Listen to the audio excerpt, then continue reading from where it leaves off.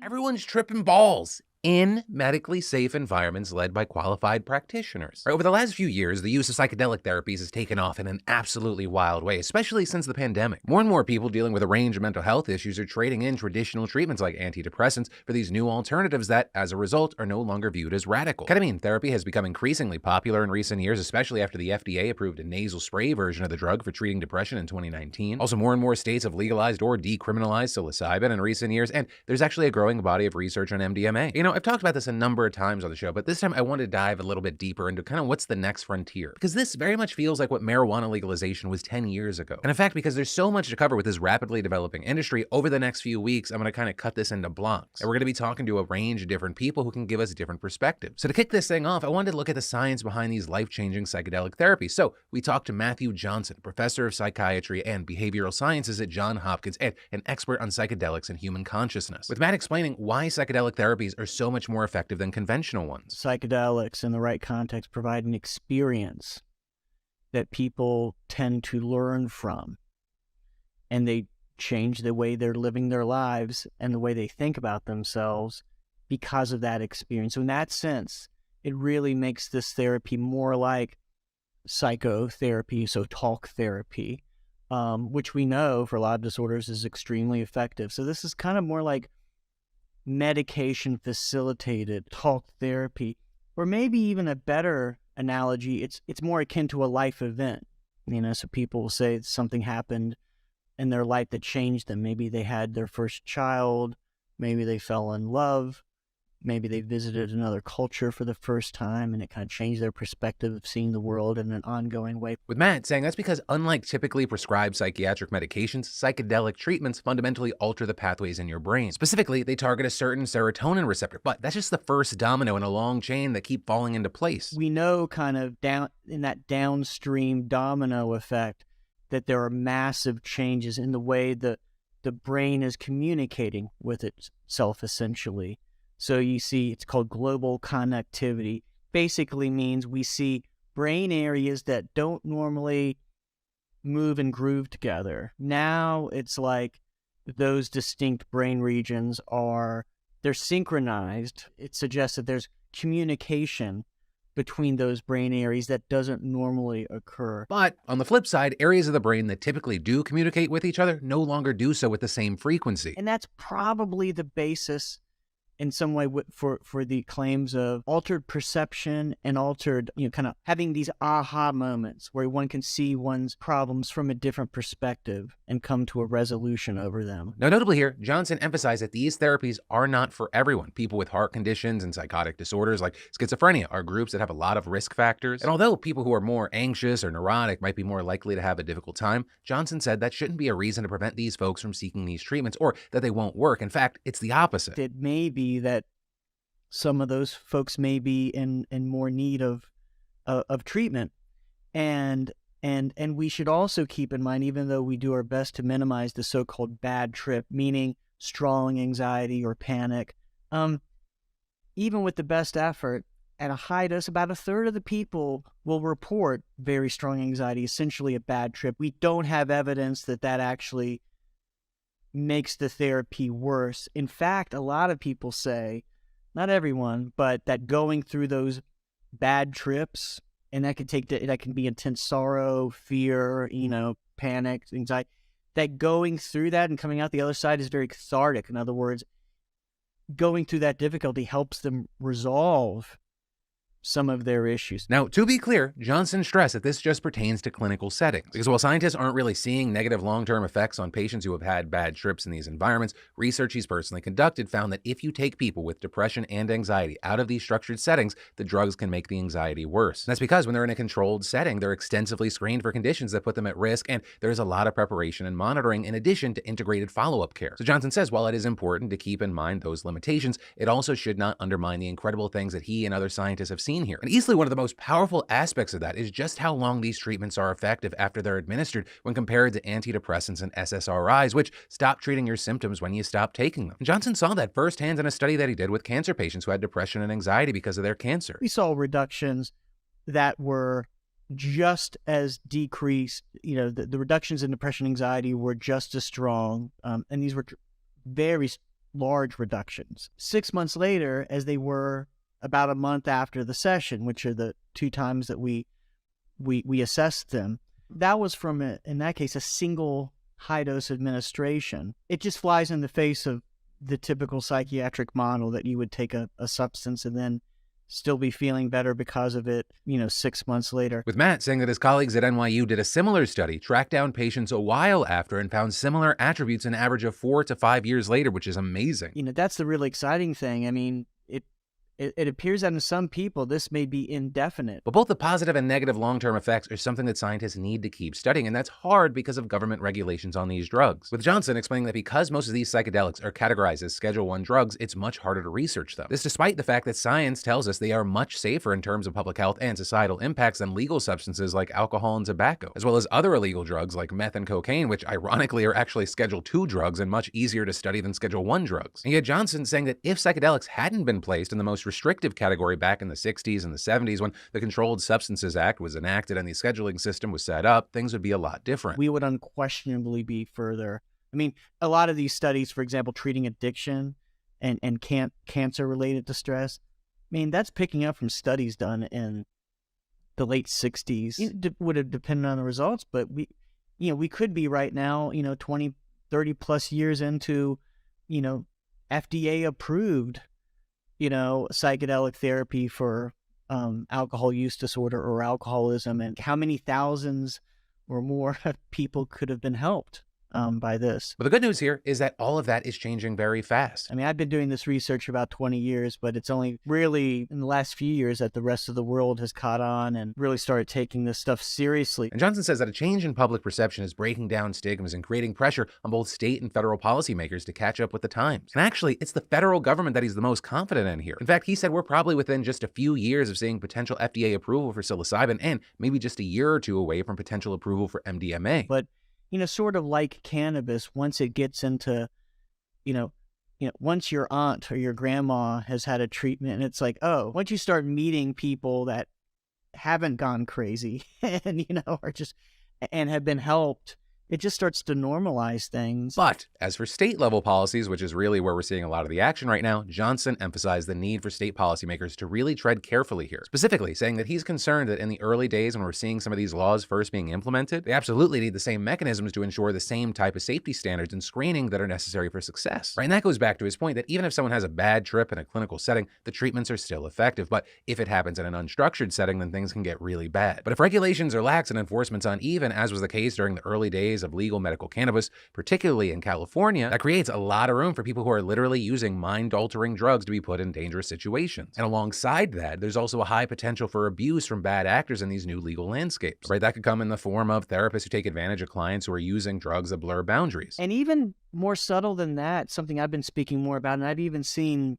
too much of in the scientific world, is really pushing of personal spiritual and physical beliefs. I think it's very important to let the person come to their own metaphysical meeting. But at the more extreme, like, we're going to get cult-like activity, in the worst practitioners, like people that just, you're going to see some weird stuff. Depending on how the states deal with this, there could be good stuff and bad stuff that ends up shaping how even the federal pathway. And that's actually the perfect place to close this first segment of this series, because our next segment on psychedelic medicine is actually going to focus specifically on the policymaking side of things and specifically how states are implementing legal psychedelics. So buckle up and prepare to hear and learn from people smarter than myself. Which on that note, thank you again to Matthew Johnson for sharing his time. And then in political news, ladies and gentlemen, it is that time again. It is time to talk about drugs. And specifically, this is the second part of our series on psychedelic therapies. Right, in part one, we did a deep dive into the science of these treatments, I'll also link to it down below. And there, we talked to Matthew Johnson, a leading scientist in the field, who explained why psychedelic therapies like ketamine, MDMA, and psilocybin are so much more effective at actually helping people struggling with mental health issues. And among the many other powerful insights, Johnson really highlighted the thesis of the series that we're doing and why we're doing it. The American people and lawmakers are catching on to what science has shown us for many many years. But as the federal government approves more therapies and an increasing number of states legalize them, Johnson highlighted the importance of ensuring safety. While we have a ton of research showing how successful these drugs can be, they come from controlled studies with extensive screening, preparation, and follow-up care in line with very structured federal regulations. But when states legalize these therapeutic treatments, they have to create their own rules and regulations and design their own safety mechanisms. And that's an absolutely huge undertaking because all of this is very new. For example, on January 1st, Oregon officially became the first ever state to legalize the use of psilocybin, aka magic mushrooms, for therapeutic use. That after voters approved a ballot measure back in 2020. But services aren't yet being provided because the state only just opened up applications for licenses on January 2nd, and there are 4 different licenses they have to review and approve: manufacturers, testing labs, service centers, and therapy facilitators. Right, and to that point, while states that approve or propose similar laws will have Oregon to look to, Oregon doesn't really have other blueprints to draw from, at least in the United States at the state level. We're talking about designing rules and regulations for something that has basically never been done before, and all under the added pressure of everyone watching and scrutinizing. So to try to get a better idea of this whole process, we talked to Angie Albee, the Oregon Psilocybin Services Section Manager at Oregon Health Authority. She's been helping lead the process, and she told us that in order to create these policies from scratch and to be the first to forge a path many others will likely follow, she and her team have been gathering a lot of input. So in addition to collecting feedback from relevant government agencies, advisory boards, and committees, they've also been hearing from a ton of different organizations and community members, with Albee explaining that they've really gone at this with a focus on equity and ensuring they hear voices from underserved people and underserved populations. I think first and foremost, we have a responsibility to ensure that we're really speaking with those communities that have been most impacted by the war on drugs. And so making sure that we're speaking with communities of color about, their experiences. And that intake has gone beyond public hearings and sessions. Albee's team has also met with various groups as they want to provide feedback and held community circles with members of the indigenous community and others who don't necessarily want to speak in a public setting. We really met with folks that had experience for centuries in practicing with psilocybin from all over the world, and also from those places where psilocybin is legal. I think that we've done a really great job at a robust rulemaking process where there hasn't been anything to draw from other than cannabis regulation, which is a very different policy structure than psilocybin services and the work that we're doing. And on that last point, while Albee says that looking at cannabis legalization has been helpful in some ways, it's also very different. Right? Cannabis laws are structured around drug policy and a dispensary model. You go into a dispensary, a guy named Greg with super red eyes sells you weed and you leave. By contrast, Oregon's psilocybin law is centered on health policy, right? You go to a service center, licensed professionals do intake and preparation, administer a regulated amount of psilocybin, they guide you through a therapy and provide support after. So cannabis and psilocybin regulations might share similarities for growing, testing, and distributing the product, but the psilocybin law at its core is centered around health, so there has to be a much bigger focus on the safety of patients. In our rules, there's some examples. The informed consent process is very important for clients to understand what to expect. What are the potential benefits? What are the potential risks? The client bill of rights, understanding what their rights are. We have a requirement that if anyone sees abuse or suspects abuse happening, that's reported immediately. That's a requirement in rule.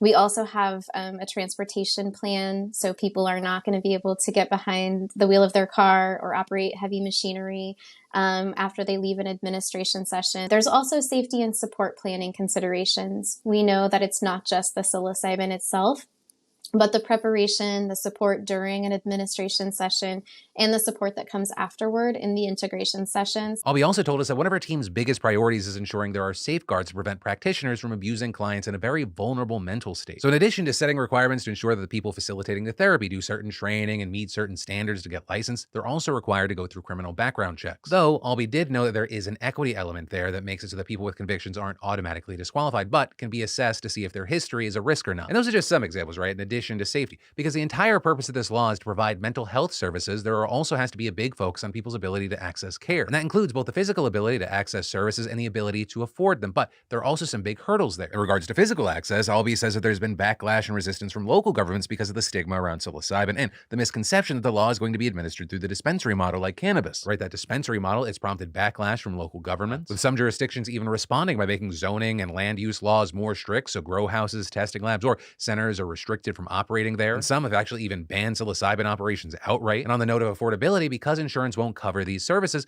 Albee says that one of our big focuses has been on lowering cost-related barriers. As a condition of receiving a license, we are requiring that applicants provide a social equity plan and they will be responsible for providing what their metrics are and how they're living up to those when they do renewals.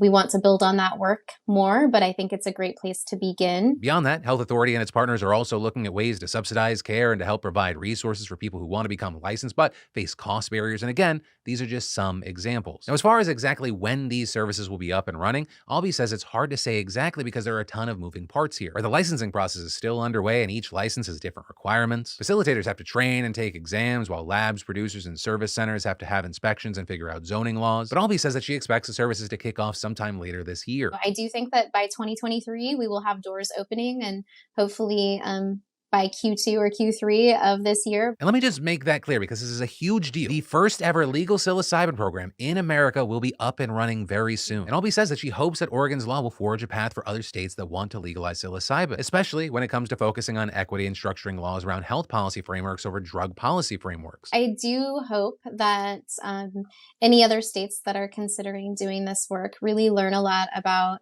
how we center equity and the ways that certain communities have been most disproportionately impacted by the war on drugs and other policies related to centering a drug policy framework. We're trying to do really important work shifting from a drug policy framework rooted in the war on drugs to a health policy framework that really holds promise for healing and wellness and just overall health in Oregon. I also really hope that other states that are considering doing this work really acknowledge and honor all of the knowledge and experience that has existed in this unregulated space before legalization and for thousands of years, and also honoring Indigenous communities and those tribal communities that have practiced cultural and ceremonial practices with psilocybin. But ultimately, that's where we are with this one. We're obviously got to keep our eyes to see what happens there. Also, make sure you subscribe so you don't miss out. Because for the next part of this series, we're going to be taking a look at the business side of things. And specifically, focus on what it looks like to actually provide these kinds of services.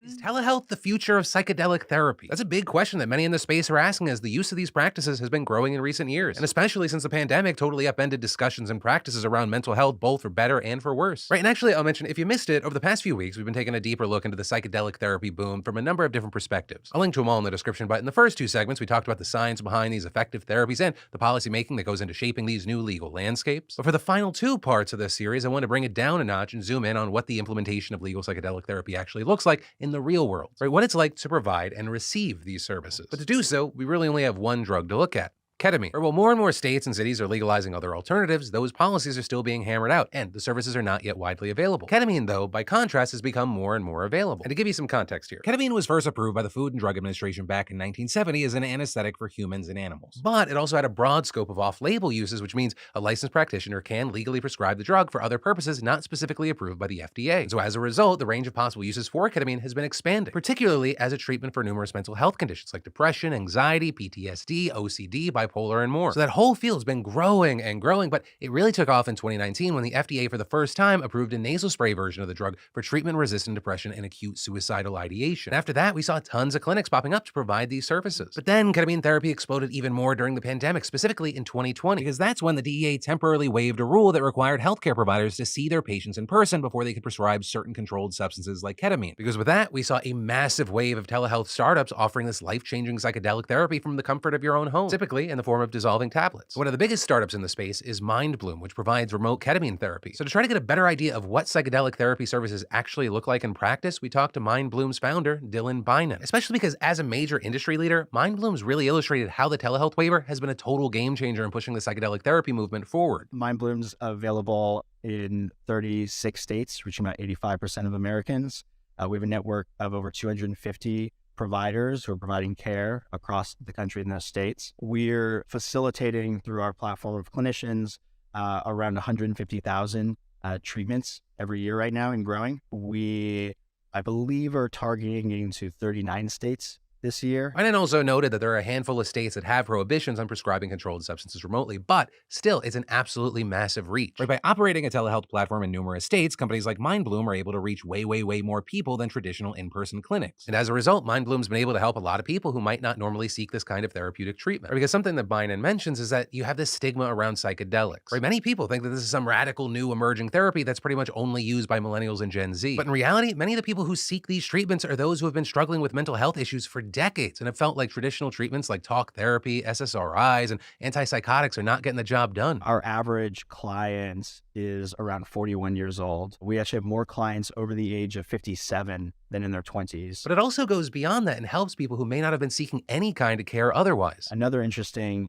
thing is in behavioral health, oftentimes women seek treatments a lot more frequently than men. In fact, for some services like usually talk therapy, it's like 4x more likely that a woman with a mental health issue will sort of seek that treatment than a man. And our platform is actually closer to like 45% female, male.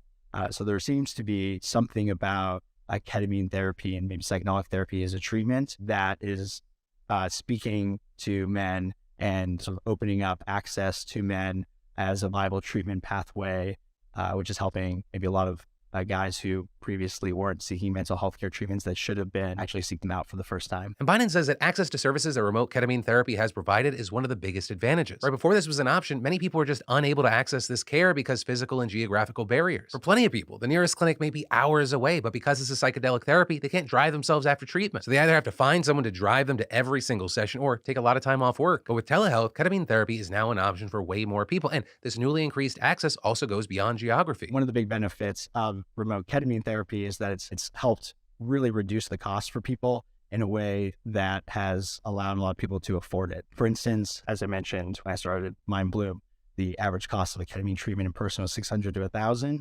MindBloom's like $120 to $200 per session. It's like 75% or more affordable. Beyond that, a peer-reviewed clinical study done by MindBloom in partnership with numerous top physicians and researchers in 2022 found that remote ketamine therapy may actually be more effective than in-person treatments. That study indicated that MindBloom's at-home ketamine therapy program is driving clinically significant responses of like a 50% or better reduction in anxiety or depression symptoms for 63% of patients versus 54% than all the in-person studies seem to indicate with the meta-analysis. So about 20% more people are getting a massive benefit, and like 89% of clients are getting some benefit overall. With Biden saying that there are a number of reasons for this, like the fact that what people do both before and after treatment has a big impact on the outcome of their experiences. So for many people, feeling safe in the comfort of their own home before and during the treatment and being able to decompress there afterwards is way better than going to a doctor's office. But he also claimed that another reason for at-home treatments being more effective is that many of these telehealth apps actually have way more comprehensive mental health care integrated into their products than clinics provide. For example, MindBloom is very guided and hands-on all the way through the entire experience of these sessions. Because remember, we are talking about psychedelic therapy, and there are very medical and clinical elements to the process here. Patients have to go through intake first to make sure they're a medical match for the treatment, and they do a full psychiatric evaluation with a licensed psychiatric professional. And if they get approved, they buy a package of 6 sessions and are prescribed the medication, with them then continuing to work with their clinician through the session to make sure the dose is right. There are also a number of safety precautions to mitigate the risk of an accident, which is heightened after someone does ketamine because, it's a psychedelic, with each patient having a peer treatment monitor that's trained to sit with them, observe them, and make sure that they don't engage in risky behavior like driving. And the patients are also given access to 24/7 clinician support call lines. But that's just the practical part of this process. It also goes way beyond that. So MindBloom's platform